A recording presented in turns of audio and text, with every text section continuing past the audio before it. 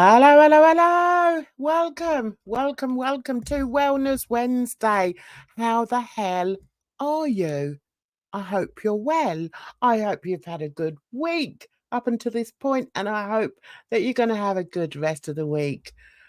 How the hell are you all? I've just gone and made myself a coffee, and I've actually poured some Baileys into it. So I've now got an Irish coffee that I'm supping on. Bear with.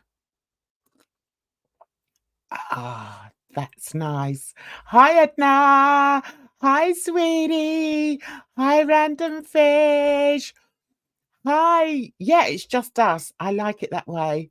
Trust me, I like it this way. Rocking Elders. Yeah. What about Rocking Elders Bridge? That was a podcast I used to do with Dee, and we had some nice guests on, actually. Surprisingly, there are people that like to sort of come and chat to me. God knows why. But there you go. That's life for you guys. Yeah. Yay. I could do a coffee, but all I have is gin. That sounds yucky. I don't drink. Do you know, I don't drink spirits. Never have. I've tried them back in the day, but oh God, I just don't like them. To me, it's like drinking petrol. Yeah, nah, not for me. Um, Irish coffee is one of your favorites. I haven't had it in so long. Do you know they had a deal? They had a deal on in my local supermarket, and it was down from 22 quid down to 13. And I thought, I'll have some of that. So I haven't had any since Christmas. I think I bought myself some at Christmas. But it's just nice to pour it into your coffee. Um, so yeah, so that's what I've got at the moment, and I've got a fruit drink by the side of me too. Um, You think gin is nasty? Yeah, I just don't like it. I tried it when Snoop had that song, Gin and Juice. Yuck. Yeah, it's not for me. I just don't like the taste of, I think the thing that really put me off shorts, I think, is vodka classed as being a short. I remember when I had my clubbing days and I used to go out with my girlfriends a couple of times a week, and we used to have 1 or 2 drinks, 1 or 2 bevies, and I never worried about mixing my drinks because I thought, "Oh, it doesn't matter, does it, if you mix in a few drinks?" So, yeah, and I remember one night I had way too much vodka, and I was so sick on it. I was up all night long. The room was spinning, and I just didn't enjoy it. And it sort of, I'm one of these people that if I'm completely out of my, one of my things I think is I like to be in control. And if I feel as if I'm not in control in any kind of way, I get all sort of panicky. And I think that's what happened with the vodka. And I remember coming home and I used to have a rocking chair. Used to like my rocking chair. And I remember coming home one day a bit drunk and sitting on this rocking chair. I don't know why I sat on the rocking chair. Why would you sit on a rocking chair when you were drunk? I don't know. Anyway, and I was rocking backwards and forwards, and I thought, oh God, I really don't feel very well tonight. Oh, and then it was like I got all sort of a bit worried that, oh my God, what's going to happen to me? I'm not used to getting drunk on vodka, and honestly, I think I spent the night with my eyes wide open as the room span and span and span. It was awful. So that put me off. That put me off for life, off of vodka. I used to just stick to my drink of choice was always martini and lemonade. Uh, when I first started drinking, sort of in my teens, I used to like port and lemon. Do you know what that is? That's like port, which again is a short, isn't it? So I don't know what I'm talking about. Um, yeah, port with lemonade poured into it. I used to love that. So I actually had one of those a year or so ago. I thought, "Do you know, I'm going to try the old port and lemon again," and I enjoyed it. Vodka was. Hang on, let me. There is an element to gin that tastes like sucking on Barbie doll legs. Ah, I don't think I've ever tried gin. I think I've smelt it and thought, "Nah, nah, not for me." Vodka was my go-to in my clubbing days, was it? My go-to in my clubbing days was either, and I didn't used to mix them, so it was either lager. I was a bit of a lager girl. Do you have lager over there? Do you know what lager is in the States? Yes, I used to have a lager, or I used to have sweet martini and lemonade, sweet, because like anything sweet, and I'm down for it. So that was my drink. Um, what's that? Oh, that's nice. A Malbec wine is different, I guess. I don't know what a Malbec is. Don't know what that is. Um, I like how all the elders are looking in through the windows. Why have you locked them out, Jan? I don't know. You'll have to ask Edna that because, oh, actually, I forgot to put in the thing to let Edna up if she wants to come up. Um, right, hang on one sec. There you go, Missy. Forgot about that.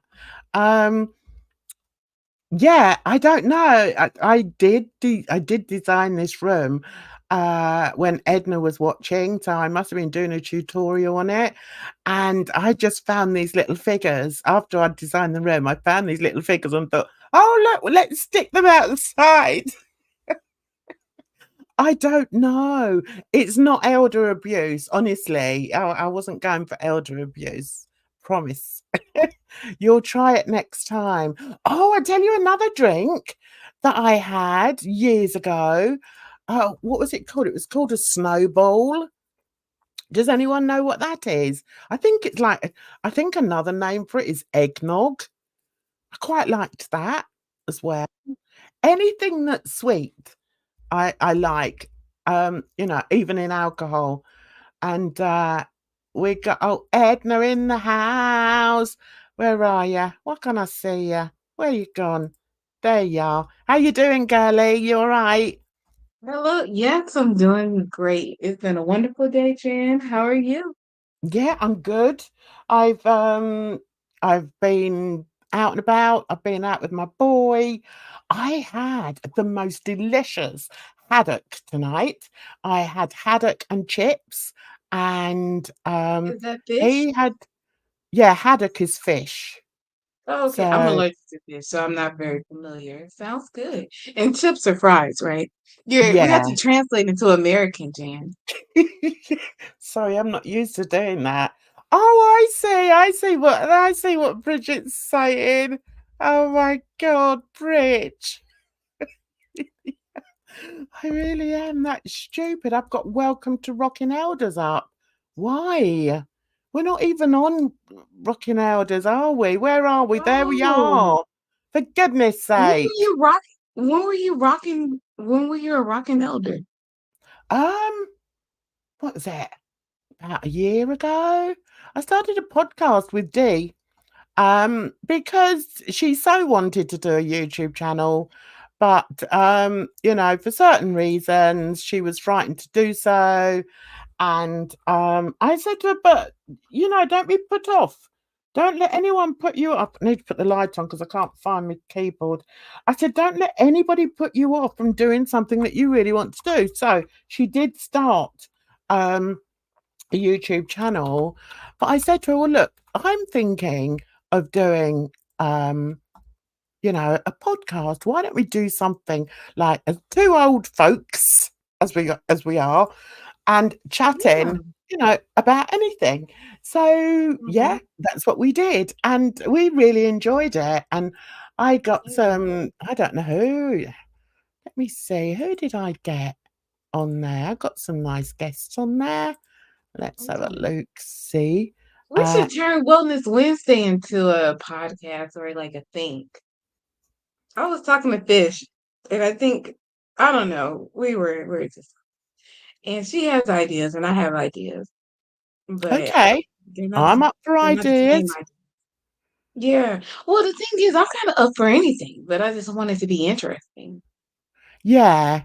Well, when you say make it into a podcast, I mean, to be honest with you, podcasts on here are just like we're doing now, really. Podcasts, I think, Exactly. I mean, we could just say it. Just say like, "Hey, this is what we're doing." yeah, well, I don't All mind these if you men if with you want to podcasts say it's a and the podcast and foolishness that they're saying. say that again. I'm looking for rocking elders just to. What did you Okay. just say, All darling? the I was just like all the men with their podcasts and all their foolishness. We can definitely have a podcast. Oh my goodness, yeah. Well, I mean, if you want to call Mhm. this a podcast, then we'll call it a podcast.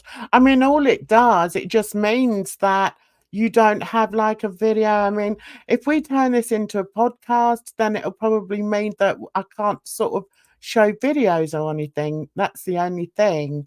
And it's quite Well, nice you to know show what? videos. Yeah, you can still share your videos. We would just have to kind of narrate it for the people who are only listening. Right, so let me show you my podcast, what I did. Right, where are we? We're there. Right, this is Rockin' Elders, okay? So if you go Mhm. into my channel and just put in Rockin' Elders, this will come up. So yeah, it was a year ago. So we did one, Are We Too Old? The answer How old do was, you have to be an elder? I don't know, just older than other people, I guess.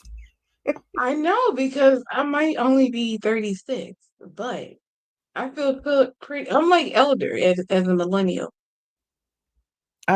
This millennial and this and that. I'm a boomer, that's all I know. Hmm. Um, See, so that's so boomer of you, Jan. I know. Right, Random Fisher said, I'm addicted to a podcast called Shits and Gigs. Two British guys, and I think one of them is of Jamaican heritage. They're so funny on YouTube too. Oh, right. Yes. Okay. Jan, Um, you might think it's funny. I think they're hilarious. oh, do you follow them as well? Yeah, I get in with a clip here and there when they're going through certain sections of their show, and it's funny. I think it must be like I don't really watch their whole thing, so they could be completely problematic. But of the like 2 minutes that I've seen, they're kind of like answering questions or they're addressing like viewer write-ups or write-ins or something. And the way that they laugh and they have their little commentary as the other one is telling the story or getting it out, it's hilarious because it's like what we're thinking, but their reaction, their expression of it is so funny. They're good looking guys. They're easy on the eyes. Oh, so they show their faces. Yeah. So how is that a podcast then? See, that's what I don't understand. If it's a podcast, why are they showing their faces? It's like a videotaped radio show. Videotaped radio show. Oh, okay. Okay. See, when I did we didn't show ourselves because at the time, um, Dee didn't want to go on camera. So I said, well, look, Mhm. we'll turn it into a podcast and then we'll just play something, while we're chatting. And that's how we did it. So, as you can see, we did Are We Too Old? We did the Amber Mhm. Heard and Johnny Depp, The Verdict. Um, that one, I'm not sure what that one was about. Life in the 70s, Rockin' Elders podcast. Oh, look at me there. Nice. Oh, my Lord. Hmm. Oh, my Lord. So, yeah, I did used to share a few things on there. I got Monique Parent on there as well. I did that on my own with Mhm. her. Amber Heard, The Importance of Friendships. So, yeah, I mean, I guess this could still be called a podcast? I don't know. I don't think it really matters. What I wanted to, develop or, be a part of on a Wednesday was just sitting and chatting and, going over different things really and not necessarily having a topic, but just chatting, Mhm. which I think Yeah. we've achieved. Um Mhm. I don't know whether I think Wellness Wednesday works because, especially as we all seem to frequent certain communities, I think it's important that we, have time away from that because it can be a Mhm. bit, all-encompassing, um, and it's funny because I was thinking today well, a little while ago, I was thinking, what shall we chat about tonight? And then I thought, I know, I'll check out certain videos. Oh my God, I got so depressed checking them out that, oh no, I'm not going to. Really? What video?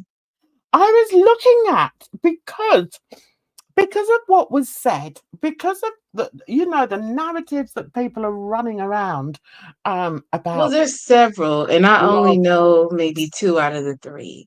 Yeah, So, do you well, mind narrowing it down a little bit for me? I just think because of the narratives that people have painted and, Mhm. I mean, I did write on my, thing today, um, exactly, what I felt really, and I think I've said enough. I don't need to On talk Twitter? about it anymore, um, and, if people wanna run with that narrative, run with it, it No, really. Jan, no, listen, I think it's important because you are not the only one. And I think maybe, and don't get me wrong, if you don't feel comfortable, because it is a 100% like super personal and, kind of raw thing to get into. So Mhm. I understand if you like don't want to open it up for whatever reason. I respect that. But if you Well, want to talk about it and you want to kind of flesh it out, I think it's important because I've had certain views that at one point are different than how I feel now. And people have kind of like, or I had a conversation with a roommate one time, and she called me out. She was like, "I don't think so." Like you were like basically saying like, "Hey, Edna, you're a little off on that perspective." And now looking back, I don't necessarily think I was wrong, and I still kind of stand behind what I was saying, but I have a more open, like view of it and understanding of the topic as a whole. I think the thing that, if I allowed it to, offend me is that people, make these accusations and try and put, into words what they think I said. And Mhm. it's just, I firstly, I don't have the energy to go through it, and the main reason I don't have the energy is because these people are gonna continue to think the way they think no matter what I say. So, to me, there's no point Maybe in not. saying it. Maybe these specific people, they're gonna hold on to their viewpoint, but other people who might have heard what you said and felt some kind of way about it for whatever reason, they might hear a further explanation or discussion and come back around or have a greater understanding. Because I mean, look at Kaya, like she's booming again, it seems like.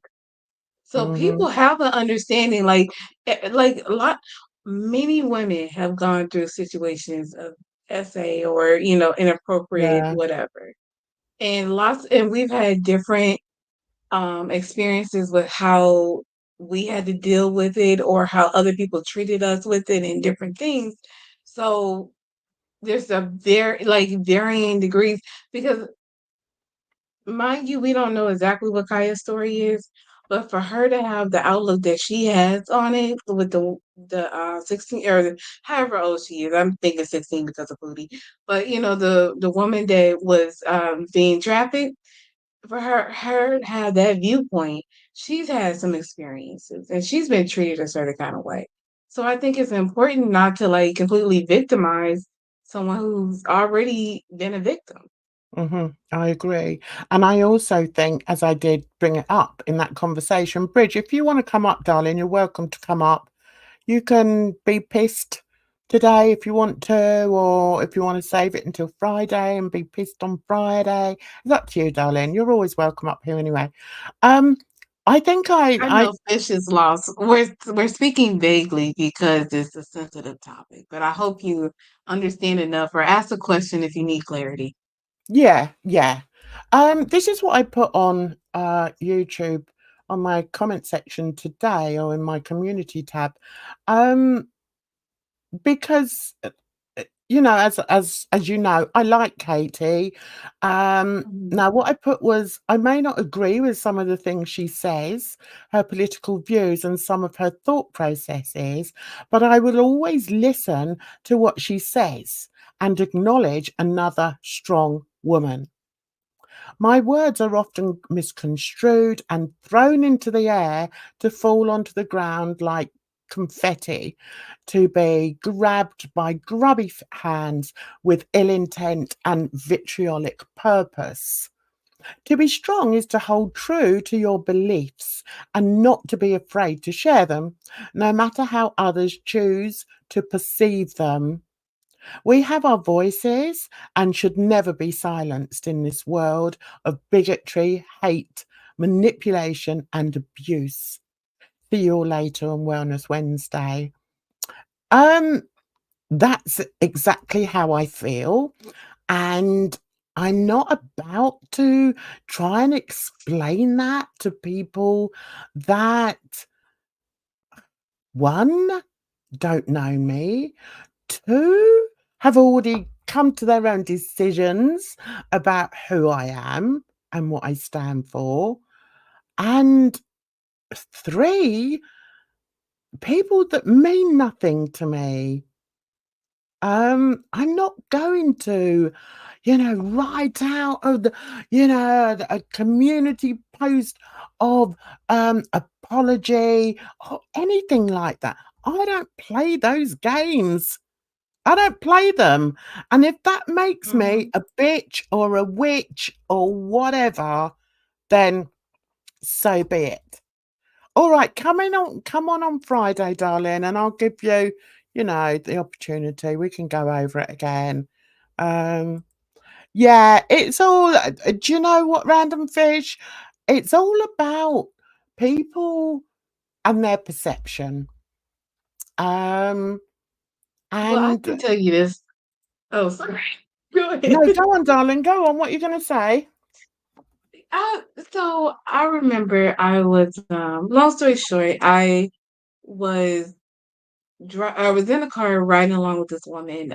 We were taking a tax course together. I was trying to remember the story. Yeah.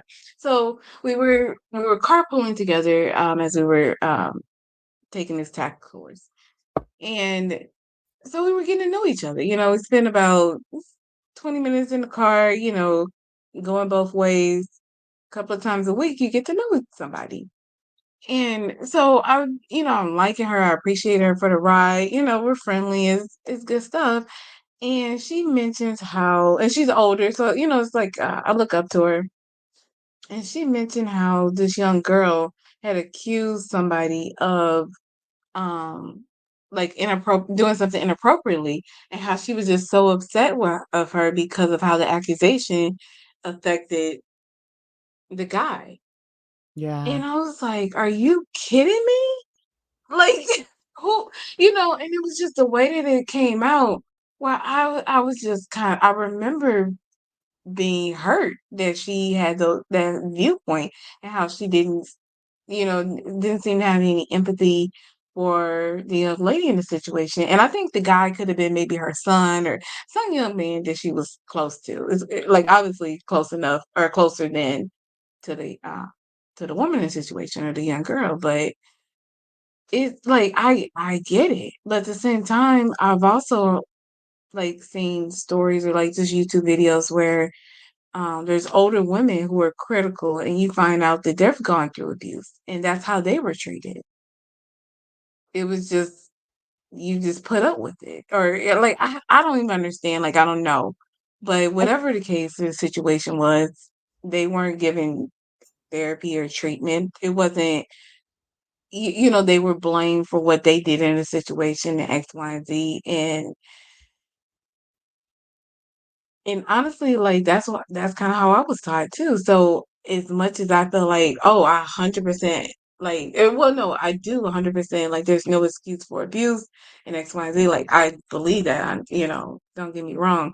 At the same time, it's like, I do understand how we're socialized in such a way where you do have to, like, fight and say no and X, Y, and Z in some like, I've been in situations where I remember one time I was at work and I was maybe early or late teens, early 20s, and this older man who worked in, the same building, but not, like, my department or anything, he was talking about how he liked bigger girls and blah, blah, and I was just like, "Absolutely not." I got up and I left. And that's not to say that if somebody was too afraid or too whatever, or didn't know what to do, or, for whatever reason, stayed in the situation and it developed into more, that doesn't, that, like, she shouldn't be blamed for that. Jen, are you with us? Oh, Yeah, okay. I'm with you, darling. It's just that I Oh, okay. wanted you to speak. I didn't want to jump in because I know that's one of my Yeah, things. So I thought if I yeah, no, go feel on mute, free. then you can speak. That's kind of how I, no, that's kind of how I am. So I'm like, I don't mind. Yeah, go ahead, jump in. No, but I wanted you to say what what you wanted to say. It's funny how you should bring that story up with that woman because I think that's what that skinny woman was trying to say. She was looking at it from a boy's perspective, from a man's perspective, as a mother of sons. Now, I've not looked at it from that perspective, but why can't you look at it from a different perspective? That's what I don't understand. Well, in this, this part of the Hmm. you, it's like, if you say something that's even remotely could be picked up as something twisted, then they run with that. And Yeah. I kind of feel a bit sorry for Skinny in that we don't know. We don't know whether one of her sons or her son was accused of something, And I if we was gonna look at, say young girl, with a female. We don't know, but we do know that there are cases of men wrongly accused of SA, and their lives are ruined because of that. Now we know that. So why can somebody not come out and say something like that without being dragged through the coals? And then in her instance, she felt that she needed to apologize for what she said. No, I don't think she and needs he to did. apologize. Sorry, what did you Are you say, Emma? saying that Skinny? I don't watch Skinny, so are you saying that Skinny issued an apology for what she said? Yeah. Oh, okay. See, I mean, I'm not go like ahead. that. Sorry. I don't apologize unless I feel that I'm really wrong and I've offended people. It's like this latest thing with Foodie using a derogatory term towards, a section of the community and Hmm. doing a video where she just repeats the same word over and over and over again. She did that on purpose. Hmm. Now, I don't know. I'm just like, there's some people that you just can't reason with. And for people to sit back and try and make excuses for that, it's not it's not just the word, okay? It's not the most common word, the most common derogatory word for that, for that group in society. I'll be honest with you, I've never heard of it. And Me either. had I've Because had when your mom was like, "I knew when I was 8," I was like, yeah, "Wow, I right. didn't." Listen, your mama was still learning to write his bloody name at that age, so come off it. He read books about it and But oh, do leave it out. but the thing is, it's like, you should if but the thing is, she doesn't care. She's glad to have something that's hurtful to throw onto FFG, if we're honest, right? But Yeah, in in general, if you find out that something is hurtful to someone else, you like if I found out a word was hurtful, I wouldn't use it, regardless of what I think about it. exactly. It's just easy enough not to. Exactly. And it's like, I'm not gonna come on and act as if I I said the things that they're accusing me of saying, or I feel the things, it's in my psyche to really hate on, young girls or whatever. I don't play Mhm. that game, you know. I say what I say. Sometimes I can be wrong. If I'm wrong, I will say I'm wrong. But if you're going to try and paint me out to be somebody that I'm not, I'm not going to play that game with you. I'm not going to play bat and ball with somebody who obviously dislikes me to the point that they're going to accuse me of things that I've never said, I would never say. Why would I waste my energy on that? And Well, maybe because they're that's also because not I'm being older. nuanced about it either. Because Sorry? this isn't sorry, there's a siren going off. That's probably not helpful. I was like, because they're also not looking at it with any nuance either. Like this Mhm, isn't simply there's so much that goes into, having someone develop into the type of person that would be in these situations that mhm, and I mean for various reasons, and at the end of the day, like, when you have someone who's older, who has someone who should know better, who's in power, X, Y, and Z, mhm. there's really no excuse. But No, when we live in a society where it is excused, and the blame is typically put on the woman and whatever, regardless of the situation, it's yeah, easy to just kind of just paint with a broad brush and to say, okay, this person's 100% wrong. But, in many situations, it's not all or nothing. There's varying degrees of what could be done better. exactly. And I'm not gonna go over it again. I think we discussed it really well actually, the other day, and I think, I've listened back to it and, I think I managed to get out all the points I wanted to get out, and as did Mhm. you, and for people to try and pick that apart and paint it, as something completely different, it's like, what the hell are you doing? And I mean, and then you've got someone like, I mean, someone sent me the clip of, mama laughing. Apparently, DC really went hard for me and really dragged me and blah, blah, blah. And he was laughing about it and saying, oh, well, if somebody dragged me like that, I wouldn't be back, you wouldn't see me back on YouTube. And I'm like, what are you Mhm. talking about, man? I proved that what she said was rubbish. I gave personal, uh, experiences and incidents to prove that I know Mhm. what I'm talking about. Now, if you see that as somebody, wiping the floor with me, metaphorically, um, then the issue is with you. You know, I'm not gonna start a war about it, and, what's the point?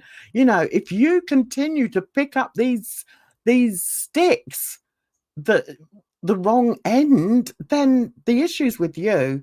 You know, I'm not going to listen. I went into that chat, um, and I started trolling. Couldn't help it. I thought, "Do you know what? I'm going to troll. I feel like trolling because I know he hates me now." So I was trolling. I was trolling like mad. Oh my God. And I was having fun with it. And the reason why I was having fun with it is because it's so easy. It's a bit like playing with a puppy. Do you know what I mean? And Mhm. sort of, you've got his bone and you keep shaking or his favorite toy, and you're shaking his favorite toy in front of him. And every time he comes to bite it, you pull it away.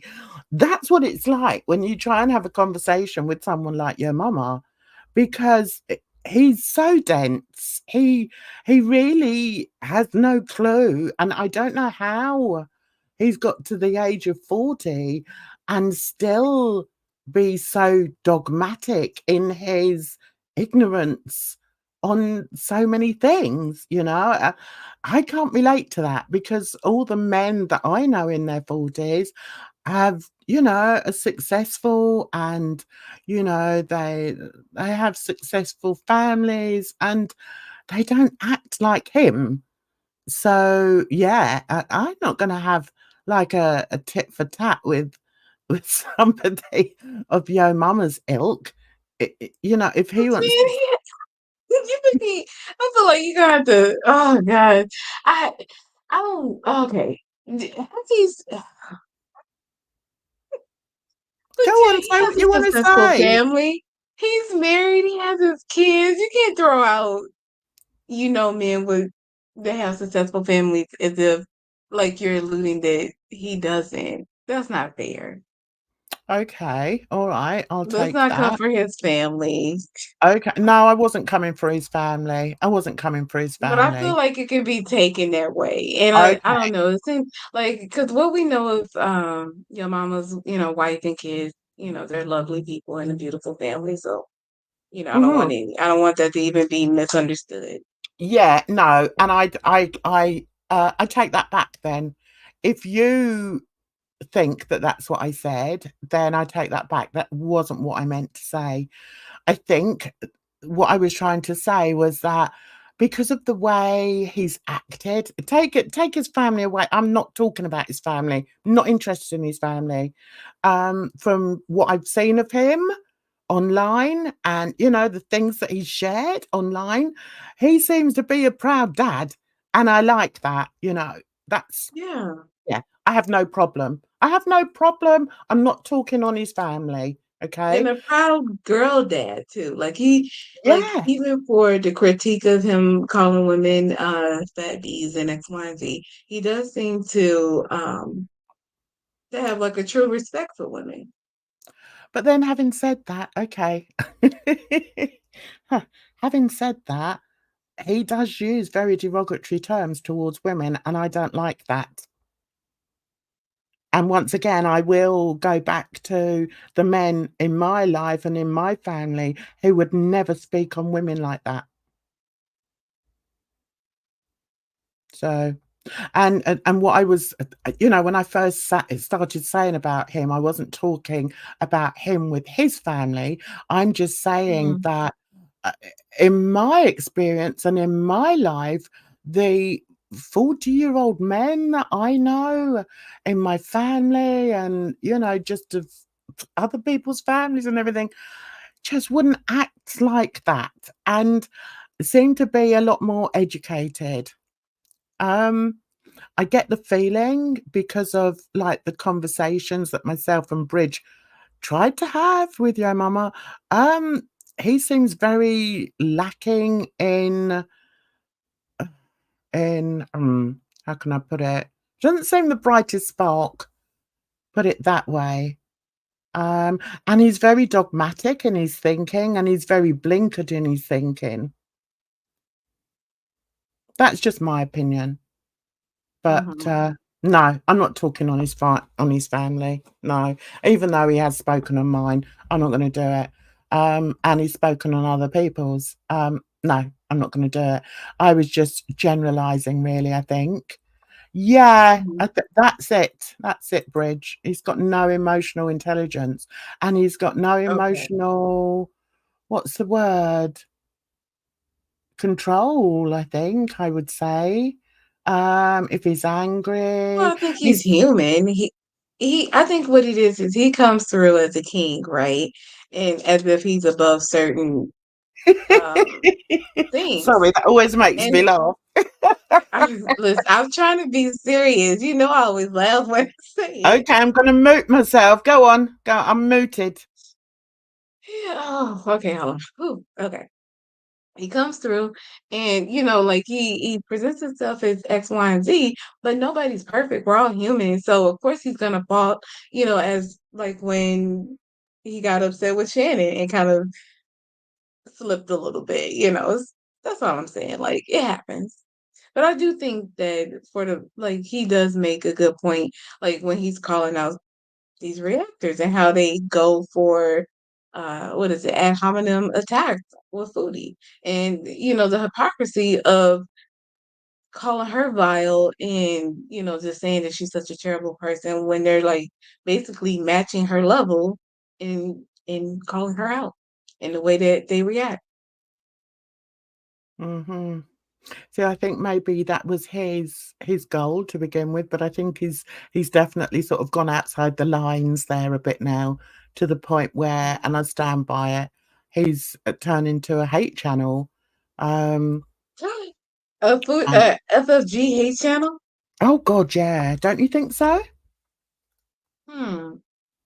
I think he called out I think he had valid critiques of FFG. I don't know if we gotten to the point where it's a hate channel, but he does go a bit long, and I do tune out. So we might be getting there. Yeah, but it's not just going long, darling, it's going over and over and over the same things. Bring something new to the table, you know? And I think, But that's you kind know of not his fault when that's what it is. He's just addressing what it is, and it does. It's like it's something new. It's like what is it? What did they say? The new day, different shit, or excuse the term. yeah, But same I shit, think that's different kind of place. how it. Thank you. I think the thing is, that my critiques of Yo Mama have never really changed. Um, and there were times when I pulled him up on things and he was happy to accept them. Mhm. And he would say, "Well, I always listen to Jan because, she talks a lot of sense and blah, blah, blah." Apparently I don't anymore. Somehow I've all of a sudden I don't talk any sense. But I remember, and But I yes, think the disagreement came when he wanted to offer the same thing to you and like reciprocity, and he felt like it wasn't received at all or what was received that? well. He wanted I to said offer it the seems same. like he wanted to offer you feedback. Oh, I see. In which way though? Whichever way you apparently didn't want it. Well, I don't think that's the case. I think the only thing he, from what I can gather, is that he wanted to, he jumped in to my, my situation with Hussey. Now, and he said, quite rightly, that we shouldn't be to and froing. Don't to and fro. And I thought, yeah, he's absolutely right. I don't want to to and fro with that guy. And also Bridges said that before as well. So I don't think that that was actually the critique that he's talking about. I don't know. Maybe I it don't think it was. was so much that he interjected himself, but he felt like you were bringing him into it by talking Oh about yeah, Hussy in the chat. yeah. Yeah. He did, but I so wasn't. Why would I want to bring anyone into it? Why would I? And the thing is, I think, the situation really was that um I didn't like the fact that he appeared to be giving Hussey a pass uh when A he pass for spoke. what? a pass for his disgusting behaviour Yeah. and for the fact that he does I think he's blackface. just not judging. I think that's the thing. People think that you're giving someone a pass when you don't condemn them. But it's Yeah, like if you don't maybe. have a heaven and hell to put somebody in, like what are you to dis you know like what is your mama to say? Yeah. I didn't really You care. say as He the said king of girl world, you should ban his hussy. I've never said that. I've never said he could, he should do this or he should do that. But I can't help the way I look at things. And, Right. because of that, I withdrew myself from Yo Mama. And maybe the mistake I made was that I told him. I told him I was, moving myself away from him, that I Mhm. could no longer support somebody that was so openly accepting what Hussey was doing. That was the situation, I think. Yeah. Well, it happens, Um, Jen. We all get in our feelings. Sometimes yeah, we just need to block or, yeah. not Oh, not have to say it out loud. But if you feel that kind of way, that's why you're Jen's views. You wouldn't be the views without saying it. exactly. I've got to live up to my name, Edna. Do you know what I I mean? know. Absolutely. I've got Where's my views. Jan's Jamaican views? We're Have you waiting. seen one? Have you seen one around? No. Where's the Oh, Caribbean? Caribbean? yeah. Have you found a Caribbean Jamaican? one? No, not Caribbean, not Jamaican. It's a little, I don't Come know. on. I would like it. That's what I'm saying. Come on, get a Jamaican one out there. I want that one. I saw delusional views. That was funny. You found Aren't we what? all delusional? I Delusional saw views. Jan's delusional views. Oh my God. Well, I know who started it, but I guess that there's a lot of other people that have sort of jumped on the bandwagon. I don't know. I don't go in those chats anymore. Um, Mainly because I just don't agree with what they're saying, and, I'm quite good at distancing myself from things that I really don't like, and I just can't be asked with. Maybe that's just because of my age, you know? I've got to the stage where I'm Yeah. like, "Do you know what? I really can't be asked with you." So, yeah, I mean, I Listen, don't know how many of them there are circulating, I but had this older friend that would always say, "Been there, done that." I that's said it. that the other day. Yeah, been there, done that. Yeah, Like, that's it. what am I now? And there's Yeah, a lot to be said for that, you know? There's a lot to be said for that. absolutely. Um, but, yeah, what I was gonna say was, what I decided to do, I was looking on YouTube for different things to, react to, and then I thought, "You know what? I'm going to look and see how many um, child killers there are." Um, because, people seem to have this notion that, all children are pure and can do no wrong and blah de blah. When the sad reality is there are children that, as I said, that has been completely overlooked, as I said in our last conversation, that a Mhm. lot of what happens with children, um, and subsequent teens, is that they were abused when they were younger. And Yeah. anyway, so I did a bit of a dive on YouTube, and oh my God, I just got too upset. I It just upset me too much, seeing the Yeah. stories of some of these kids that have done evil things. Um, Mostly it seems to be that they come from abusive homes, but there are some that don't. And that's scary to me, especially, as I do really think that, as I say, a child's an empty paint book for us to colour in. Um, Mhm. children learn about racism through their parents and bigotry through their parents. They're not born that way. So, and in a nursery, when you take I your think kids I to a have a nursery, they mhm. don't sort of, think, "Oh god, that person over there's got a black skin. I don't wanna go and talk to them." They don't look at things like that. It comes from their parents. I'm not so sure though. Not to say that someone is inherently racist, but I don't necessarily agree that we're like blank canvases because we're half our parents or each half and half our mom and dad, right? And they're half and half. Like so each generation has a varying degree of, components that are making us up. That's the just who we are. But also it's how we interact with our environment that can change who we are. And then that gets passed in different ways.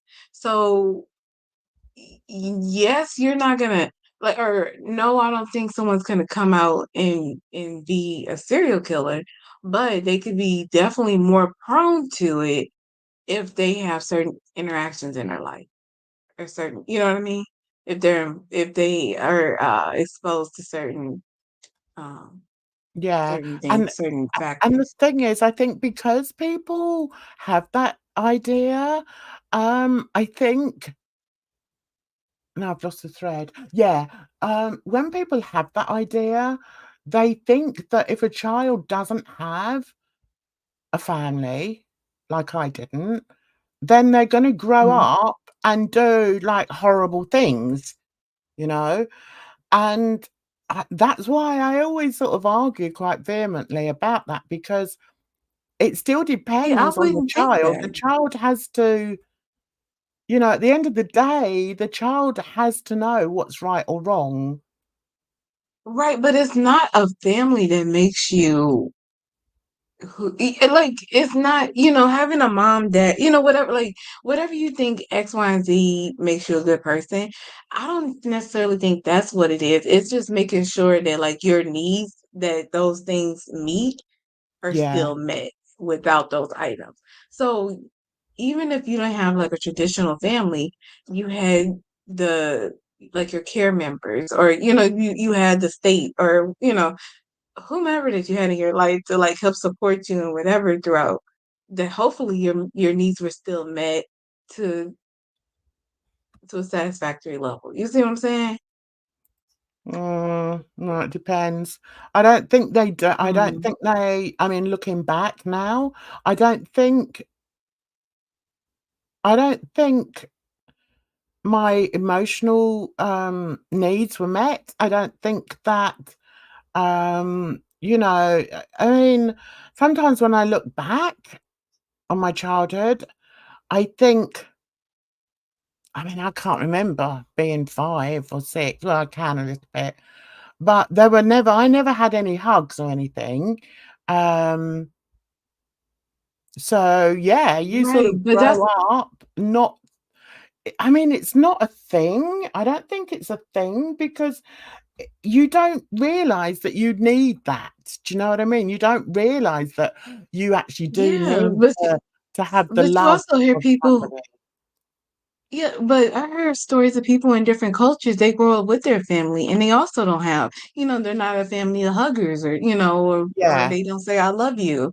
And it's a very similar story. So that's why I'm yeah, saying, having whatever, having a traditional family might not necessarily mean that you're gonna have those emotional needs met. yeah, Not a, I'm not saying like it would be different if you had a different experience in care because maybe just the nature of being in care means that you wouldn't have those factors for whatever reason, which I can yeah. understand. But I mean, it varies because, you see little YouTube, I see social media videos like on Instagram of teachers a lot of times showing how they interact with their students. And Mm, one video it was a chart on the wall, and one had, like, different symbols. One was for, like, a hug, a high yeah, I've seen five, that. and, whatever, and the kids got to choose how they, interacted or how they, got, like, Yeah, the love expressed, or how you know what I'm saying, yeah. Yeah, So and it's like, the teachers who line up the kids, um, before they go into class, and then they can either give them a high five, or they can give them a hug, or they can do something yeah. else. I think that's wonderful, and what's wonderful about it is those children that are lacking any form of positivity in their lives at home, in their home lives, will remember that teacher. Mhm. And 100%. yeah, and, when I I worked had a in teacher like schools that in 4th grade. Yeah, yeah, I still yeah, remember her to this day. yeah, and when I worked in schools, I always had that in the back of my mind, and Mhm. there was I had a certain pride in thinking that maybe I'm helping to shape this child's, um life in some way, his childhood, or how he sees things. So I was Mhm. always like talking to them, and trying to explain things to them. And that was the kind of person I was. But I mean, there were some teachers that just couldn't be bothered. Do you know what I mean? Oh, Um, yeah. I but had this one teacher, she was young, and whatever she thought teaching was gonna be, we were not it. She let us yeah, know, she was so disappointed. yeah, I I mean, I don't know. know, for like, we were bratty teenagers, obviously, I'm still laughing at it, but Mhm. you just have those people like, I mean, I don't know, like, what did she think? I don't know. But some people are just kind of givers, or they have the right mindset when it comes to dealing with certain ages where they're perfect for that. Like, Yeah, I knew yeah, this woman, she was just like Mary Poppins or something, she was yeah, wonderful. So when I found out that she was teaching kindergartners, I'm like, oh yes, yeah. It figures. Yeah. I hmm used to like to try and, interact the most with the troubled kids. I hmm think possibly because of my own childhood. And I used to, uh, I formed quite good relationships with them, and I could hmm see if they were troubled at the time. But, it's difficult because with children, you can't pry. You can't be seen to pry. So you have to share a Why little is bit that? about yourself, and in the hopes that they will then share, you know. Um, but it's difficult because you sign a contract also, when you start Mhm. working with children, and that is that if you feel that that the child is giving you any information that could be seen as illegal, or they're being abused, or anything like that, then you have to Right. contact the outside agencies. Now the problem comes when the children say, "Miss, I've got something I wanna tell you, um, but you mustn't tell anyone." Now, I've had that happen to me on several occasions, and I used to Mhm. hate that because I used to think, "Oh, damn." So, what I used to say to them was, "Listen, I'm not gonna go, tittle-tattling or telling anyone about your secrets, okay? That's not what I Mhm. do. But having said that, it's in your best interests if I feel that, something is really not quite right, then, maybe I do need to speak to somebody about it." And if you put it in that kind of way, most children will be happy with that. But you have to sort I of don't know though, because Jan, I've heard horror stories about, families in the US where, they're taken from one situation to a worse situation. yeah, well, I mean, all I can say, I can only talk on my experience and how I used to Right. handle it. Um And with most children, you can look in their eyes and they can see if you're genuine or not. And the Mhm. most important thing is, I feel, with children, is to be genuine. They can tell if you're a fake. They can tell if you're a tittle tattle. Um, And, I got a lot of information. I don't wanna call it information. The kids would tell me things that they wouldn't necessarily tell other people. And if Mhm. I ever felt that it needed to be told to somebody else, like the police or, the head, then, I would warn them of that. There's ways of doing it, there's ways of sort of Yeah. saying there's ways of sort of allowing them to speak and maybe give a little bit of a little bit of, um advice. A lot of kids are, when they're telling you things, they are kind of looking for advice. They're sort of looking for somebody to say, listen, it's not the end of the world. Maybe we Oh, can of sort course. this out, maybe Mhm. there's a way we can do this. And, I mean, I'll always remember this guy, this boy who's a black boy who came from Tottenham, which is quite a rough area in London. Mhm. And he got into all sorts of trouble at school. And I remember saying to him, for God's sake, what did you do that for? What's going on? Because I saw him sat outside the head's office, and I said, "Oh God, what have you done now?" And he said, "Oh, miss, this, that, and the other." I'm not going to say what it was, but it turned out that he was being painted as something that he really wasn't. Yeah, he Mm. had issues. He used to run with gangs in Tottenham, Mhm. and his mother had moved out because, I live outside of London now, and his mother had brought him and his 2 little brothers away specifically for him to start a new life. I think at the Mhm. time he was about 14, 15. And, I used to chat to him and, tell him, "Listen, I went through things as a kid," and I used to try and give him. I think another thing with kids, if you can give them the perspective from somebody else, then they can sort of maybe look at it slightly different.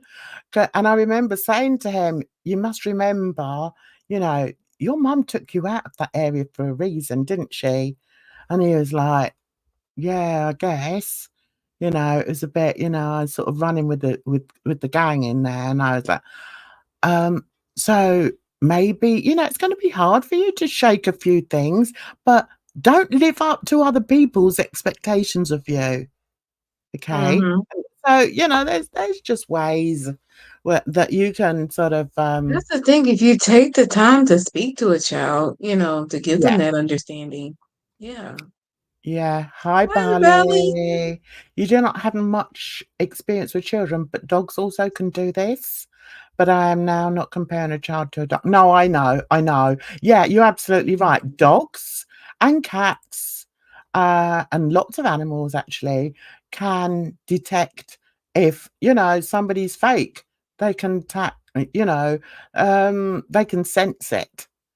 So, Mhm.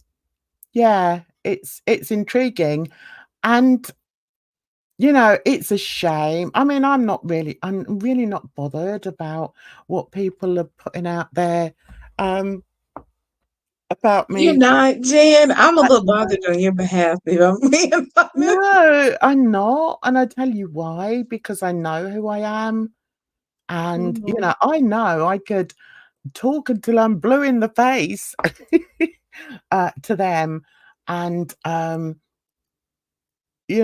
explain what I meant by saying this or what I meant by saying that, but they're Right. not gonna listen. They're not gonna listen. Well, I understand. So, I mean, and the yeah, thing is, if you don't you're not an expert in X, Y, and Z, like communicating no, with every single topic just because you like to talk. You know what I no, mean? And sometimes we need to leave certain subjects to the experts or to the people who are kind of like but I think trained to yeah, facilitate these kind of conversations. yeah, that's true, but I think also when you've had somebody like myself who's worked in a school with students, um for, nearly 10 years, I think I can possibly, um, have something to say about what teenagers are like, you know? And that's not I think experience goes a long way. And, that was something I was saying when I was reacting to DC's attacks. Um, I have had children. Um, I know what children are like. I've worked with children. Mhm. I've also worked with victims. So, yeah, I mean, people can spin it any way they like. What I'm doing now is if people are coming in and just so blatantly talking a whole load of nonsense, I'm just blocking them now. That's not what my channel's about. If you want to think that, you go over there and think it. Go on somebody else's chat and say whatever you like. You know, I know who I am, and I know what I stand for, and I just don't want it on my channel really. So, Yeah, fair sh enough. what I was thinking of doing was looking at a oh, it's not very nice though, but, okay, I was gonna look at and what I want to do is look at the psychological aspect of this, okay, by a professional. But first, before And we go child into killers. that yeah. Before we Okay. go into that, I firstly want to give a, what is it? A warning? A trigger warning, because Okay. I was quite upset about this, and I don't want other people to be. But I think it's also an important, conversation to have, especially when people underestimate children. That's all I'm gonna say. So before that, we're gonna have a quick break. I think it's just an hour, a minute or 2, and, uh, and then we're gonna come back and, discuss this. Okay, let's sort this out. Do, do, do, do, do. Right, okay, be back in 2 minutes.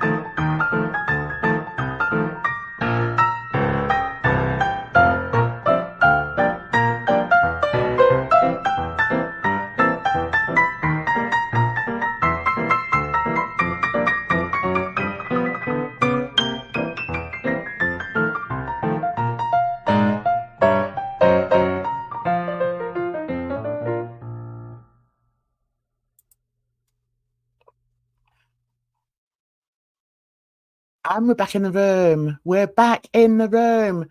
Right, where's our picture gone? Where you gone, Edna? There you are. Couldn't hear So, anything. I think the audio didn't work. you couldn't hear anything? No, sorry. Oh, I wish you'd said it earlier. I thought, well, I don't know why. I don't know why you didn't hear that. You should have heard it. Anyway, never mind. It's done. It's done. And are you sure you didn't hear? Did anyone hear it in the chat? Yeah, was No, I the only one? just say yay or nay. Did you hear it? Did you not hear it? Anyway, I've got this lined up. Yeah, the only thing I'm worried about is if you didn't hear that, are you going to hear the audio on this? Anyway, we're going to line this up and we're going to talk about this. The James Bulger murder. I don't know if you've heard of it, Edna. No, I haven't. Okay. Now, what's so terrifying about this case is it was two boys, two 10-year-old boys. Oof. And again, going back to what we were discussing the other day, when people were saying, "Oh, if you're under 16, you don't know you ask from your elbow." Well, yeah, you do. Some kids do, unfortunately. Mhm. Sorry, I stepped away from. Oh, you did hear it. Good, good, good. Thank you. It's Oh, you, okay, I Edna. guess it was just me. Yeah. Okay. Good. I'm glad because otherwise it was a long time to go without any sound. Um. Right. So in this situation, there were two 10-year-old boys who knew exactly what they wanted to do. So, as I say, I want a trigger warning for this because it's just awful. So let's go. Let's see what our Dr. Ted Grande, has to say, or Todd Grande has to say about this. Let's go. To act with criminal intent. They understood that what they did was a serious crime. Thompson and Venables were found guilty of murder on November 24, 1993. Okay, right. I don't know how much I really want to show of what they did. Maybe I don't. Maybe I just don't. What they did was in a shopping mall, they targeted a little boy and managed to get him away from the mother. I don't know how. They were seen. There were hundreds of people that saw them, let's just say, walking out with this poor boy, 2-year-old boy. Okay. Isn't the advert first? Let's do The this. opportunity to grab Bulger's hand and walk him out of the shopping center. They walked a quarter mile to a canal where they injured Bulger's face. Right. So, yeah. So, as I said, they got him in, in a shopping mall, and it's on, CCTV. So yeah. They proceeded walking again around Liverpool for over 2 hours, eventually ending up at a railway station, but not before being seen by 38 different bystanders. That to me is incredible. They were seen by 38 people and the boy was injured. And not one of them stepped in to say, "Hey boys, what are you doing with that little boy? He's got like I don't know what injury he had at the time, but he was injured." And not one person stepped in to see what was going on with this little boy who was crying. Many of whom noticed that Bulger was injured, many of whom noticed he was crying, none of whom intervened to help him. Near the I think that's one of the saddest things for me. Right, I've always said on here, and I stand by it, I'm an empath, and it breaks my heart. It just breaks my heart. To think not only what this little boy went through, but also what the mother went through, because it all came out, happened. It's just horrendous. Anyway, I need to let him play a bit. Railway, Thompson and Venables started torturing Bulger in a variety of ways, including throwing rocks and bricks at him, kicking him, and dropping a 22-pound iron bar on his head. Oh, that's just, yeah. Okay. That fractured his skull. He would sustain 42 different injuries. It is not known which one or combination of those injuries caused his death. Mhm. Before leaving the area, Thompson and Venables placed Bulger's bodies on the railway tracks. Later, his body was severed in 2 pieces by a passing train. It would be discovered on February 14. Oh. You all right, Edna? Yeah, I'm here. Jan, I told you this stuff creeps me out, but I'm listening. I'm here.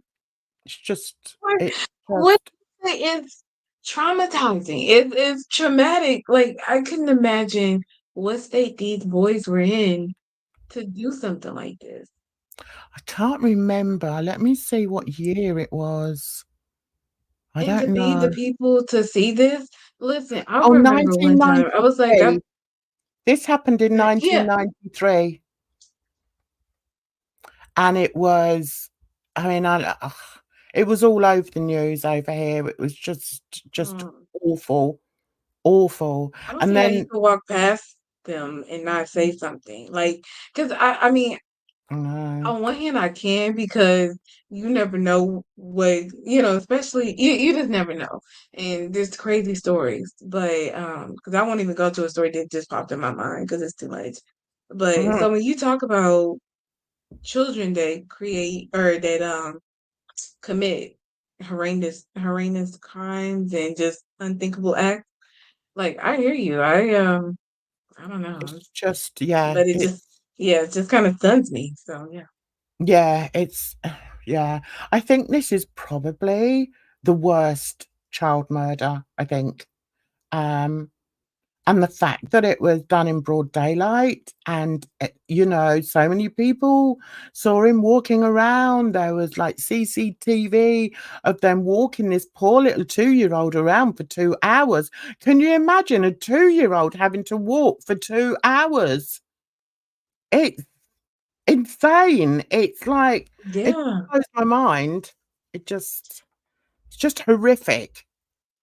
Um, so I need to go and get my cigars from the other room. So I'm gonna let it play for a bit. Video recording from the shopping center captured Thompson and Venables walking out with Bulger. A woman recognized Venables from the video when it was broadcast on television. The pair was arrested on February 18. Now moving to the investigation and the trial. There was never really much doubt about the guilt of Thompson and Venables. In addition to the video recording and 38 bystanders that encountered them on the day of the crime, they both had blood on their shoes that matched Bulger, and blue paint was found on their clothing that matched paint found on Bulger's body. They were charged as adults. Mental health professionals told the court that both perpetrators understood the difference between right and wrong. Therefore, the court determined that the pair had the ability to act with criminal intent. They understood that what they did was a serious crime. Now that to me is fundamentally important, that they knew what they were doing and they were 10. How did And they I mean, know? I don't want to That's hark what back to what we were talking about, but that's why, that's why I feel the way I do about about children. It's not cut and dry, but how do It's they know not. that they understood? Because at tangent, like I think maybe if you're like neurodivergent, your brain doesn't fully develop until you're like 35 maybe, and then the average person is 25. So they think at 10 these kids knew what they were doing? How did they Oh know? god, are you saying that you don't think they knew what they were doing? Are you saying that? I don't under like to me the like to try to comprehend treating somebody, doing this to somebody, I can't. So, I mean, my brain just won't allow that they knew good and well what they were doing. And for what reason? Like, I'm at 10, I was at Girl Scouts, I was at church. You know what I mean? I'm like crafting, little sewing or whatever. I'm not thinking about kidnapping a younger child and killing them. Like, I don't even understand. Where do you even get that idea? I couldn't watch inappropriate things. Like, when I was under 13, I couldn't watch PG-13. So you're maybe you're asking the wrong person, because it's like I don't even understand how you even come up with these ideas. I think It's that's the crazy. point. I think that was the point that I was trying to make in our conversation as well, in that just because, you don't think like that or you've never Yeah. lived that life doesn't mean to say that some people do some kids do think like that. Some kids have experienced that. Hmm. Just I because, mean, it's you sad. say, "Oh, you were skipping along the road and you were doing this, that, and the other at 10," it doesn't mean to say that another 10-year-old it doesn't mean to say that all 10-year-olds acted in that way. There's Um, 10-year-olds that live in different countries that support their families, that have to go out and what's wrong? work to support their No, I'm trying family. to think. 10. What are you in, like the second or third grade? I think third or fourth grade. I was playing the violin. I was in Girl Scouts. I went to church. You know what I mean? Like, I was in after Mhm. school activities. I was not unattended where I could like go grab a kid from the grocery store. At 10, that blows my mind. Mhm. It happens, though. It happens, Edna. I'm sorry, but it does, darling. Right, I'm gonna skip on to now, what they were saying was that, right, the two boys' names were John Venables and I always forget the other boy. What was the other boy's name? John Venables and it doesn't matter because I'm sure Todd Grande will say. Oh, Robert Thompson, that's right. Now, what they were Yeah. saying was they were trying to find out which one was in charge, because they were like you, Edna. They couldn't believe that two 10-year-old boys could act in this way. Maybe they could believe that one could act that way, but they couldn't believe that two could act in that way. So they Right. looked at both of them. In their investigations, they looked at both of them and they psychoanalyzed them, and they believed that John Venables was the evil one. John Venables was oh no, yeah, anyway, it doesn't matter. They believed that one of them was remorseful and whereas the other one was trying to blame the other one. Anyway, so they had all this psychoanalysis, right? Now, the one that Hmm. they thought the one wasn't the leader. Actually, when they let them out, because they did, I don't know how many years, they would they changed their names, they've been completely mollycoddled in my eyes, right?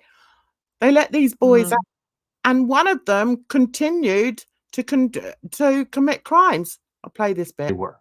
John Mm. Venables continued to commit crimes after his release. He started using illegal substances, drinking alcohol, and downloading indecent images of minors. He was returned to Oh prison Lord. in 2010. He would be released in 2013. He was returned to prison in 2017, again for the possession of indecent images. He was sentenced to 40 months in prison starting in February 2018 when he was convicted. Whether he is still there or he has been released early has never been made public. This is why when you were saying, when, both you and Bridge were saying, "Oh, no, kids are kids." No, they're not, they're not. So anyway, I'm now going to move on to this bit, the mental health and personality factors. Okay, because I don't want to, it's just too distressing. This story is too distressing for me to sort of listen in all the gory details. It's just awful. So yeah, let's just see about the mental health. Now moving to the mental health and personality factors. Mental health evaluations concluded that both Thompson and Venables had a very high chance of being rehabilitated. Each murderer accused the other of being the instigator during the trial. See, to me, I can't see how two 10-year-olds who were capable of doing this could ever be what was the word? Rehabilitated. Rehabilitated. Yeah, rehabilitated. I really can't see that because that is true evil. That is real evil. And Not with also, that mindset. I feel like with, I don't know. I want to say that anybody can be rehabilitated, but I don't think our system is set up to really facilitate that and to nurture it. there are many teens that have committed the most horrendous crimes. And most of them are charged or go through an adult trial for a reason, Edna.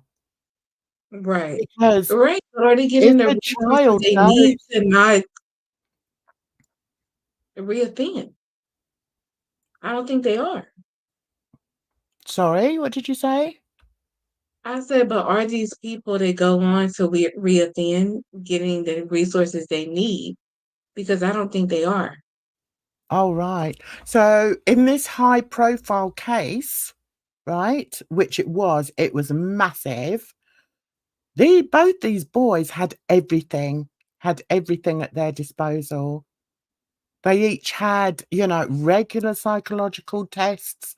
They had their names changed because they knew that the general public would go bananas if they found out that they were back in society, back in the Mhm. population. So they had, in my opinion, they had everything handed to them on a plate. And one of them, who incidentally is the one that was crying in the court case and blood, but all this, he was the one that went out and offended again. So I think you have to sort of bear that in mind. Just, yeah. So it was never clear who was the leader, but most people involved in the case seemed to believe that Thompson was the leader. Oh, The court God. determined that the crimes were premeditated and that both of them were active participants at every level. From the very beginning of this case, the behavior of Thompson was quite different than that of Venables. During questioning immediately after the arrest, Thompson did not get upset. He didn't cry. He didn't really seem to express any emotions.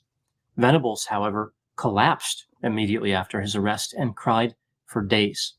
During the trial, Thompson was thought of as being the one who was more aggressive. Again, he didn't cry, he didn't show emotions, so he was viewed as having more nefarious intent. Venables appeared to be anxious during the trial. Ageism is so. And I have to remind you that Venables is the one that reoffended. So it just doesn't make sense, does it? He's the I don't know. one. It makes sense to me because maybe the other guy, because we don't know what's going on in their mind. This is how they appear. But just because this is how they appear doesn't mean that that's how they really felt. Because the Mhm. one guy, he might have been drugged into to committing this, and this probably wasn't the first thing that they've done. Maybe he was, at this point, or to a certain extent, like he's in it now. So wait. So does that mean that Robert never reoffended? He never got um I don't like in know. any other trouble? I don't know because That's what's unclear. they've come out with different names. So unless he does reoffend, people aren't going to know who he is. And this happened in 1993. So you do the math. How old are they now? if they were 10 and 93, then they would be like 40 something. No, 30 something now. Oh my God. Yeah. Ugh. See, nah. Anyway, I won't say what I think. Early on, Thompson was very interested in the media coverage of his case, so much so that the staff just gave him the remote to a television and let him watch whatever he wanted. I'm not aware of any reports like this for Venables. Later during the incarceration, Thompson seemed to impress staff quite a bit. They described him as intelligent, a good artist, and polite. He eventually accepted responsibility for his crime. Venables also impressed the staff. He was housed at a different facility. After his release, he reoffended several times and had substance use problems, as I mentioned. His lack of success post-release was frustrating and embarrassing for the people involved in his care. Mental health professionals who assessed him were shocked that he reoffended. They claimed that there was no indication of that from his mental health assessment. They determined he was emotionally stable, mature, and his risk of harming others was low. His mood was depressed and anxious. He was particularly anxious about being identified and murdered. They determined that a psychopathic personality was not a significant issue for him. It's not clear from that statement if they didn't believe he was psychopathic or if they thought he was psychopathic, but it was no big deal. In their minds, there was no evidence at all supporting abnormal development. Clearly, they forgot about the murder. That's indicative of abnormal development. See, this is why I don't have a lot of faith in mental health. In mental health Absolutely, Jen. professionals. They got it so wrong. Yeah, clearly. It's just wow. insane to me. Insane. Or maybe I just don't recall the homicidal stage from my time studying human development. Ongoing therapy was deemed as unnecessary. They thought it might actually cause his problems to become worse. Ugh. A shocking statement that demonstrates a real lack of understanding about how counseling actually functions. Now, to be fair, other mental health professionals disagreed, saying that if he had not been incarcerated, he would have continued on a path of increasingly serious offending. So some professionals did see Venables as dangerous. Under the terms of his release, he was on probation and still under intense supervision, yet the probation officers failed to stop numerous criminal activities. It makes me wonder what the probation officers were doing. If they couldn't stop him from committing any of these crimes, were they just there for entertainment value? It's not really clear what functions they were supposed to be completing. One report indicated that the probation officers didn't fail to do their job.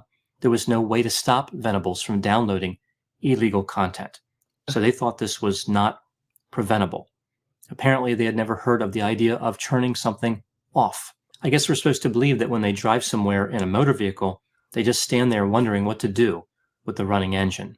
After all of John Venables' crimes came to light, mental health professionals who work with him acknowledge that some form of ongoing counseling was critical.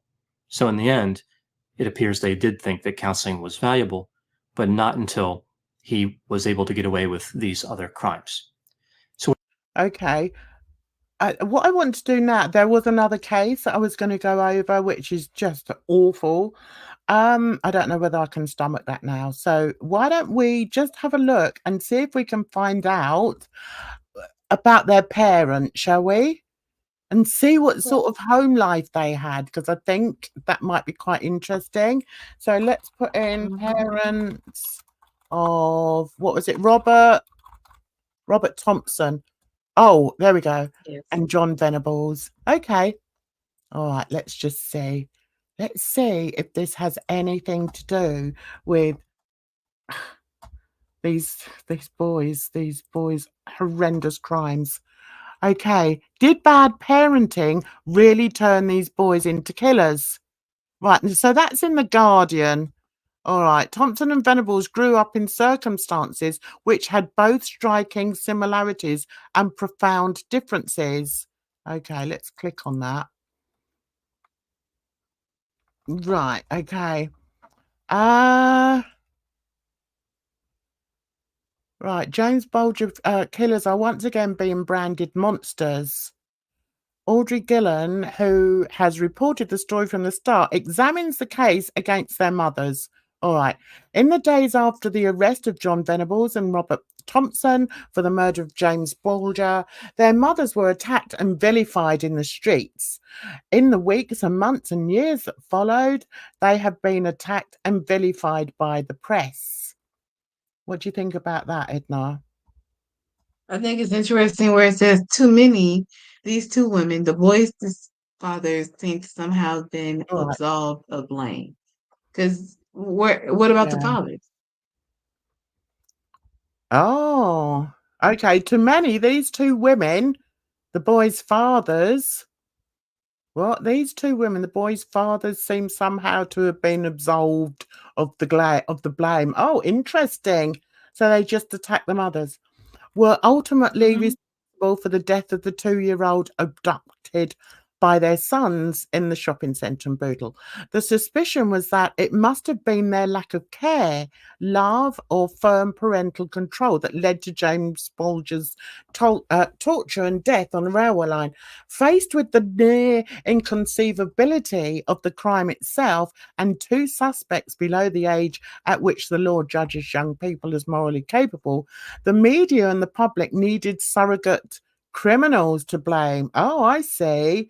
To be the object of their sense of outrage and desire for retribution. But was it the parents' fault? That's quite interesting the way she said that, though, that she feels that people will automatically blame the parents. To be Well, honest, yeah, who else would you blame? yeah. Yeah. I mean, yeah, I mean, I have to go along with that. And like when we were talking about Foodie the other day, one of the first things I said was, where were her parents? Where were her parents when she was couch surfing? Anyway, okay. Thompson and Venables grew up in circumstances which had both striking similarities and profound differences. Both boys had parents who had separated. Each had difficulties with attendance, learning, and behaviour at school. They bunked off, they shoplifted, they were violent. All these pieces in a pattern that made up a pair of empty, broken young lives. Okay. Before their trial, the press ferreted around the doorways and back alleys in Walton Village, Liverpool, looking for anything that might determine that these two 10-year-olds were indeed evil or the product of evil. Neighbours told of pigeons having their heads shot off with an air gun, or rabbits being tied to railway lines. Of dawn roller booting sessions. There were tales of charity collection boxes being stolen and children being assaulted in the classroom. So it does sound as if, I mean, this woman, she's just a journalist. Okay, is she talking facts? We Mhm. don't know. Okay, this is her opinion. We have to remember that. Um, mm, mm, mm, mm. A narrative emerged. A narrative. Oh, okay. Hang on. We need to go here. Exaggeration and gossip aside, a picture of neglect slowly emerged, a picture that focused on the pair's bad parents, with the Daily Mail pronouncing, well, let me tell you, the Daily Mail are a pile of, yeah, the Daily Mail have just lost their court case against Prince William. No, Prince Harry for phone hacking. So yeah, that says something. With the Daily Mail pronouncing John Venables, perhaps inevitably, is the classic product of a broken home. Anne Thompson was portrayed as an incompetent alcoholic, while Susan Venables was painted as a loose woman whose neighbours noted a procession of men friends. Oh, okay. A narrative emerged of two childhoods influenced not merely by the flaws of parents or the absence of a father, but by the environment in which the boys lived, a world of social and economic deprivation, of trashy TV and cultural poverty, inadequate social services, failed schooling, and general confusion. confusion. It was a place that left a moral vacuum for two children who would go on to kill and leave the unanswered question, why did they do it? I don't think that's any reason for them to do it. I'm sorry. I just don't.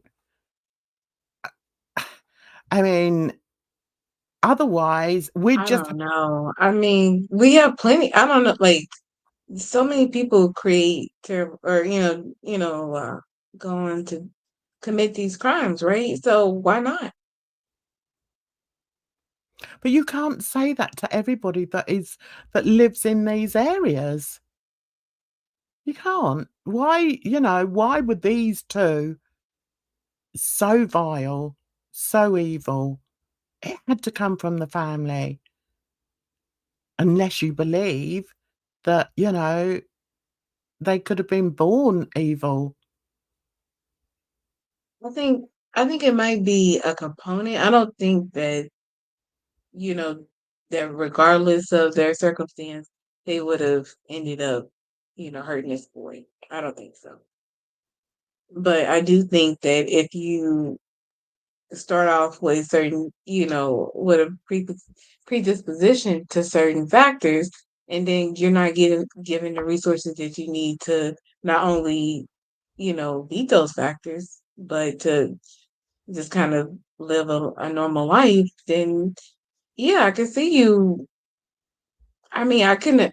It's really hard to imagine a 10 being so beaten down and disenfranchised and all that kind of stuff to do this. But I mean, it happened. Like this is how serial killers start.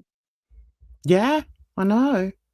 I think it sort of goes back to what, I tried to say on Friday, which is, I think it's a whole combination of things. And until you know the full story, it's very difficult. And also, you need to know the true story. I think that's fundamentally that's what I was trying to say. But the true story here is, in black and white. We all know it happened. Okay, so we can start sort of looking at it and, forming thoughts on why this has happened and how it has See, happened that there was 2 10-year-old boys that were see, capable Jen, of I doing it. remember I was like semi babysitting. Like it was a kid in my building, and he needed help with homework, whatever. So like, his parents were like, we had an arrangement where I would watch him a little bit here and there. We would at the pool, if whatever needed. Kind of, I guess like a semi nanny kind of thing would probably be the best way to describe it. Mhm, And so we're just hanging out. We were watching Marvel movie. Superhero. There's lots of fighting. He was maybe 12, I think, at the time, or maybe 12 is too old. He might have been 10, but maybe like 11 or 12. mhm, He thought that the movie, like he didn't quite understand. Like he knew New York was a real place, right? And he mhm. sees the movie. He knows they're in New York, and he's like, "Oh wow, New York has a lot of damage going on." Like he said something along to the effect of like, "I hope they rebuild soon." Or so. I'm like, "What are you talking about? It's a movie, you know." He's like, "No, Oh, but New York is real." That's what I'm saying. I don't like I understand that at 10 you're not like a complete dummy, like you know that you're hurting someone when you're hurting them. But to understand like like to have the complete gravity of like killing someone or whatever, like I don't know. I'm not a I don't know child development, so maybe they do.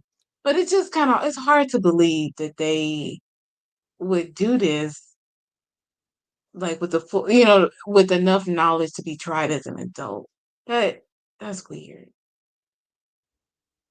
no, see, I don't know. I mean, to be honest, I don't think they were safe. I don't think they should have been let out.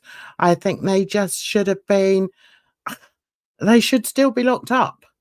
That's what I But the believe. thing is, it's like the state I don't know, I it just kinda makes me a little mad. Like, I don't disagree with you, but it's like, Mm. why would you let somebody get to this point where they're so damaged that it's irreversible? Exactly. It's gotta come back to the families, hasn't it? And, doing a real about Because I'm sure circle. there's a teacher, there's a community members, like people knew that these children were neglected, and they Yeah. didn't do anything about it. The same way they let that little 2-year-old get hurt. They just walked past and didn't do anything about it. Yeah, It's that's really sad. horrific. I didn't know about that, and, it's just horrific, but I think, it casts a shadow, I think, on, on perhaps, somebody like yourself who has never heard of children being capable of doing things like that. I mean, I think possibly because of where I worked and because of my upbringing, I am, a bit more aware of, Mhm. things that children have done, and I still don't think that they're born inherently evil. I just think that it's a combination of things, it is a combination of their environment um, but I think it's also about somehow they've missed the steps. They weren't taught how to act properly, how, what really is, Yeah, um because all of us don't pick up on the social cues and everything, yeah, and then like you're right. Like some people are slower than others, not even being funny, and then others get more instruction. And when you yeah, don't bridge those gaps, it can be detrimental. You're right. exactly, exactly. And I think, but I do also think there has to be something in that child's brain that that allows them to do such horrific things. That's the only thing I will say, because we're not Yeah. just talking about kids sort of, going out shoplifting or, bunking off school But or, we're when you think about talking me, about 2 boys who literally yeah, but tortured Jen, like if you look at how we the process meat baby. and how violent it is, and it's totally normalized. Like Nowadays, like maybe. yeah, but Nowadays, that's what I'm things are saying. We go normalized, into the but grocery store. No, sorry, go ahead.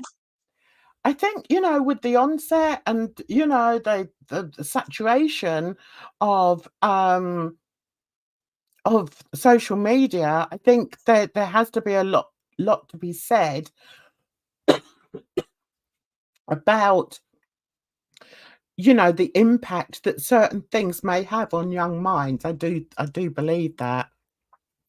Um, but I'm not sure that was the case in 1993. That's what I'm saying. Was Yeah, Call okay. of Duty out Mhm. then? You know? Um, but then again, it comes down to the parents. Listen, I used to, what's the word when you stop kids watching things? I used to, Ban, yeah, not censor. ban, but when you sort of censor, that's it. I used to censor a lot of what my children watched at home. Obviously, I don't know what Yeah. they watched when they were around their friends' homes, but then that's the thing with having kids, right? That some people don't realize is what's so important, right, when you have kids is recognizing who they associate with and the type of children and the type of families that your children are associating with can have an adverse effect on your child. And I don't think that's Oh yeah, spoken about. And 100%. again, as a parent, I know that that was something that I took seriously. It's like, if my girls were growing up and they wanted to have a sleepover at somebody's house, I would vet the family and I would Mhm. say, right, okay, so, I mean, at those times I knew the families, but if I didn't, I would find out. There's no way my child was going to go into anybody's house that I hadn't already vetted, But you that know I what, knew. Jen? I think we used to have a culture or like a society where when you had a family or there was people that were a little left behind in whatever regard, the community would come around or like rally to help bring them up. And I That's think we've good. gotten to the point where we like push them away to where, those families, it's just like generation after generation of them, being disenfranchised. Yeah, I know what you They mean. never get the help that they need. It's so much more difficult for them.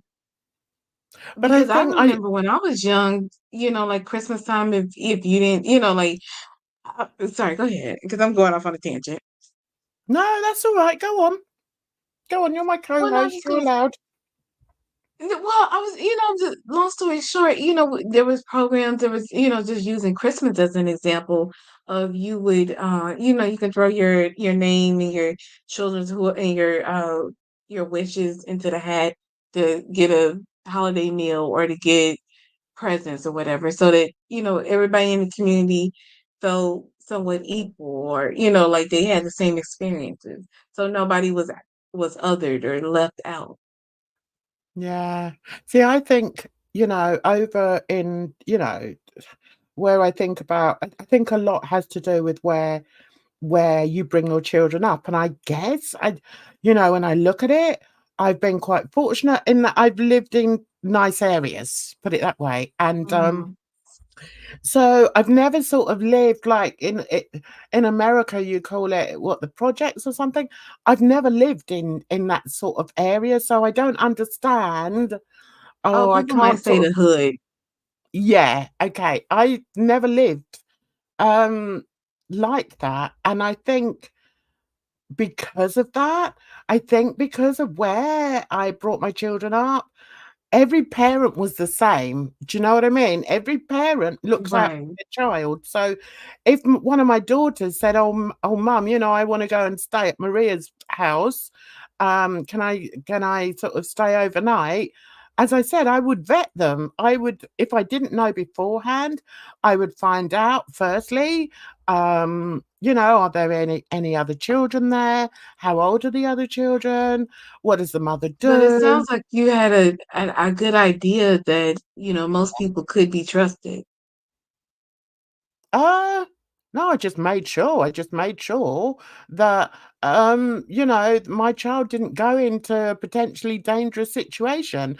And if they stayed over, I mean, obviously you get single parents, and I would say, and I've Mhm. done the same thing with my grandkids. I've said to to my daughter, like, if she said that my my granddaughter's going to be staying at a friend, so I've said, right, okay, so what about the parents? What's the family dynamic? And where do they live? Do they have a big dog? Because that was one of my fears. You know, I was always worried about dogs in the house as well. So if they said, What were "Oh you no, they've got concerned a pit about the bull," I'd dog? be There'd like, be a dog "Forget attack? it." Sorry. I said, what were you afraid about the dog? That it would be like a dog attack? Yeah, yeah. Oh, I was Wow. very, very protective over my children, very much so. But then I'm protective over any children, no matter what people Mhm. think. Yeah, that's just the way I am. Perhaps I'm too full on, but I do believe that it kept my children out of danger, Oh, it and 100% does, or did, yeah. I yeah, no, my parents were the same way, or like my parental figures, and it's like how that's why I don't have a lot of these experiences, and while it is hard for me to fathom because I wasn't put in so many situations that a lot of yeah, people were. that's There good. was never a lackey situation where we were just unattended kids doing Yeah, like very rarely, very yeah, rarely. exactly. Whereas, I think there are people, people parent differently. And I think, sometimes parents, they need to be held accountable if their children are playing up, you know.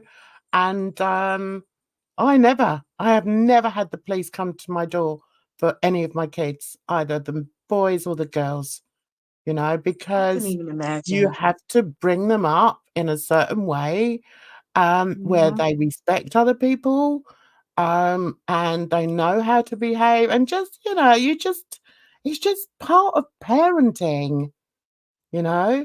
So anyway, I Yeah. think we're going to go because we're almost at 2 hours now, and my mouth's all dry. And Yeah. but it was a good conversation. Dan, let me get Edna. off. You're holding me hostage. Holding you hostage. Guess who lost his channel today? Wait, who lost their channel? Hussey lost his Twitter again. Not his Twitter, his YouTube again. About Why? time. What happened? Why? What happened? Okay. Oh, All is right, that we're what we're gonna talking about go. on Friday? We're gonna Jen, go. are you going to bed now, or do you want to talk on Instagram? Because I have something I need to tell you. I just decided. Yeah, okay. Yeah, we'll talk on Instagram. We'll Okay. talk on Instagram, darling. Bye, All right, then. everyone. Well, thanks to the two that are still here. Thanks for sticking with us. It's just a different conversation. That's what we like. We don't like all this, crap all the time. We just talk about child murderers. You take care of yourself, Edna. I'll see you on Friday. And thank you to everybody else for coming in, those who are going to watch it on the replay. Hope you enjoy this conversation. And I'd like to hear your thoughts in the comment section if you want to give them. And you take care of yourselves out there, because trust me, it's a rotten old world. See you very soon. Bye-bye for now.